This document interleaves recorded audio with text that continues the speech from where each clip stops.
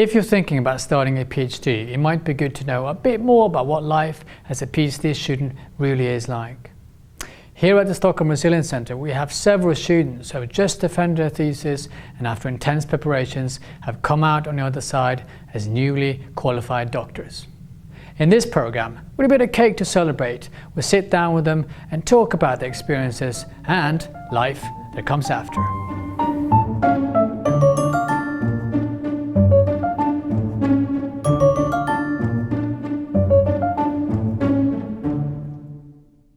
The first PhD to be officially awarded took place in Paris all the way back in 1150. Today, thousands graduate every year, 1,400 of them at Stockholm University alone. One of them is Emma Björkvik from the Stockholm Resilience Centre. I bought some pastries, now let's see if she's home so we have a chat with her.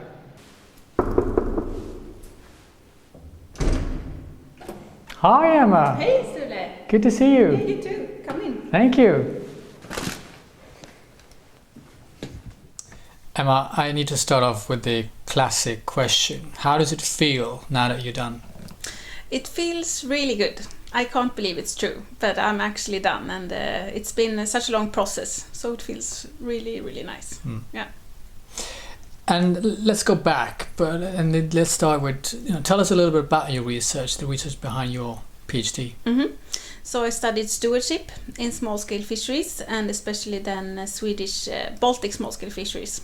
And I studied fishers' knowledge and their practices and development within these fisheries. And what got you interested in this topic? So I've always been interested in the ocean. So I began my studies with biology. Then I realized I was more interested in how people interact and use the ocean than what actually goes on in the ocean. So I studied my master's at the Stockholm Resilience Centre, where I met my supervisors, Vainan Bonstra and Jonas and Tati Sundberg. And I did my master thesis with them, which I really enjoyed. So yeah, that's pretty much it. Yeah. So you started off as a master's student at the SRC and then you decided to do a PhD. Why? Well, I really enjoyed at the Stockholm Resilience Centre you do a thesis for a full year, so that's 60 credits, and I really enjoyed doing the thesis. So that got me thinking that maybe research could be fun. And then I had a job as a research assistant, which was fun, all right, but then I felt like maybe it would be nice to go back to the Resilience Centre. And then my supervisors, Vainan, he announced this position, so I decided to apply. And you got it? I got it, yeah. Great. So let's talk a little bit more about the time as a PhD researcher, and let's start off with the challenges. What are the biggest challenges that you had during your time? Yeah, I think one of the main challenges is this with how to plan your time, because everything takes so long and it always takes so much longer than you think, and that can be very frustrating. Yeah. Now, there are challenges, but there are obviously good memories and good times. Any good memories that you'd like to share with us? Well, I think one for my defense was when my opponent, Bonnie McKay, who I really respect as a researcher, and she said that she liked my thesis, and then I felt like, wow, she says she likes my research. I will remember that for a long time, I think. Yeah. And other than that, it's just these small everyday moments also with the other PhDs and the supervisors. It's been a really good time to do a PhD also too. Yeah. Did anything enjoyable. Yeah. Did anything surprise you along the way? I think it's a bit difficult because I don't remember what I thought about doing a PhD before I started. But I must say that I really like doing a PhD. Maybe that's a bit surprising. It's been, of course, tough and challenging at times, but for most of this journey, it's been just really fun and interesting. I want to talk to you a little bit about the people around you helping you and supporting you while you do your work and your research, and specifically your supervisors. You mentioned them already. How would you describe that relationship between you and your supervisors? Yeah, so with my main supervisor, that's Vinand, I think it's always been really easy, and it's been easy with the other ones too, Jonas and also Torsten Lenkner, that I had as a co-supervisor. And especially with Vinand, it's been he's such an expert of giving comments on texts, so he really pushed me to think further of my work and revise it, and it's been very interesting to work with him. We actually spoken to Vinand and asked him about how it was to work with you, and some advice maybe he could give you along the way. So Cool. Let's have a look and see what he says. Interesting. Vinand, thank you so much for taking the time to do this. And we're here to celebrate and to talk to Emma about her the defense of her PhD, and she's now officially a doctor. Tell me, how did you think it went during the defense? I think it went very well. Emma had a very known opponent, Professor Bonnie McKay from the United States, who's a renowned scientist on common property management, but also fishermen livelihoods. So she had some interesting, challenging topics to discuss, and some hard questions to deal with. But she did it very well, and it was a super interesting conversation. How would you describe Emma's research? Why not? Yeah, it's a very good question. I think the one word that comes to mind if I think about Emma's research is empirical. So her study is an empirical study of Swedish fishermen livelihoods in the Baltic Sea. And I say this because I think nowadays empirical research is not as common anymore as it used to be, in my opinion, especially in the sustainability sciences. Because a lot of attention in the sustainability science goes out to these on the global scale, for which you need big data and models, because otherwise you're not able to grasp that scale. And I think it is nice to see this balance between those type of studies and the one that Emma has done, which is much more empirical and locally based. And how does that fit into Stockholm Resilience Center's wider research and into the vision, if you want, we have with the research coming out of the center? Yeah, I think at SRC, it's empirical local studies are not uncommon. I think they've always been part of SRC, but it's important to keep that leg also at SRC next to the more planetary focus. So I think MI is in that sense continuing a line of research that has been there and which definitely should continue in the future, I would say. And how would you describe her as a student, and indeed as a person as well? What really shines through the way she works, and indeed how she is as a person? Yeah, Emma is a very careful researcher, I would say, very conscientious. So she's careful with thinking about what kinds of questions she wants to research. Also very conscious about the relevance of the research. She really wants to make her research count for something, and that it's important and used for people in society. And that's also how I've experienced her during the gathering of the data, the field work. So she spent a lot of time along the Baltic coasts at different places, and she's talked to fishers very much. She went on boats, and so she also is very in establishing that contact with these fishermen has been very careful and very being able to establish trust and getting. That's not always easy, though, is it? No, it's not always easy. No, because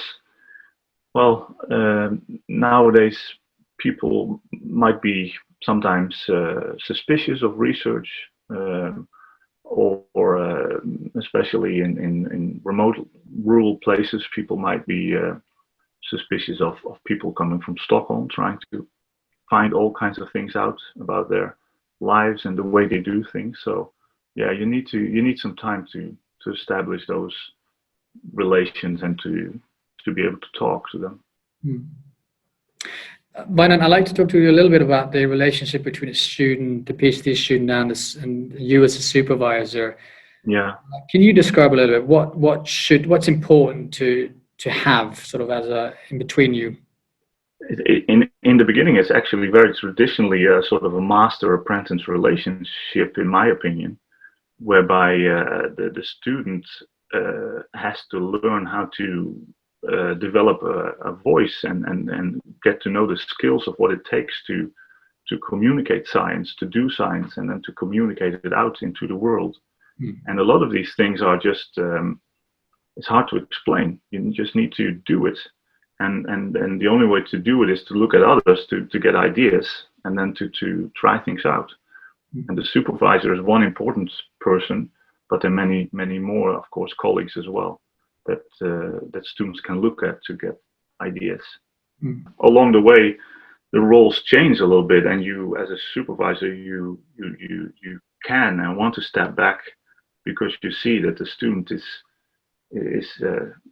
learning how to be a scientist and can do these things very much more or less independent. So there's a confidence that builds progressively. Yes, definitely. Yeah. You said the word journey, Weinand, and I've got a final question to you. Emma has now ventured on, she's done defended her thesis, she's now a doctor. Time for a new career path, or indeed to continue that career path that she's on now. Any advice along the way? An advice. I think, well, Emma, you have the title now, you're a doctor, but that's not the end of it. Actually, I would rather say it's the beginning, because it's science is a never-ending story. There's no end to it, so you just have to push on and hone your skills and do more research, and that's also the beauty of it. It's that you're never finished. You can always continue. There's always something more to explore. So good luck on that new journey. Great. So how was that, Emma? Anything that you thought were very useful or indeed interesting for Weinand? No, but thank you so much for those words. It was really nice to hear to begin with. I mean, that research is a never-ending story.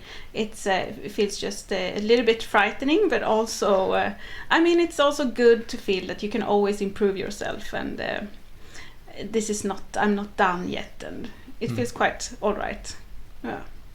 We're going to come back to your plans for the future, but I'd like to talk to you a little bit more about the actual defense, and that both the preparations for it and indeed the actual sitting there with the opponent, etc.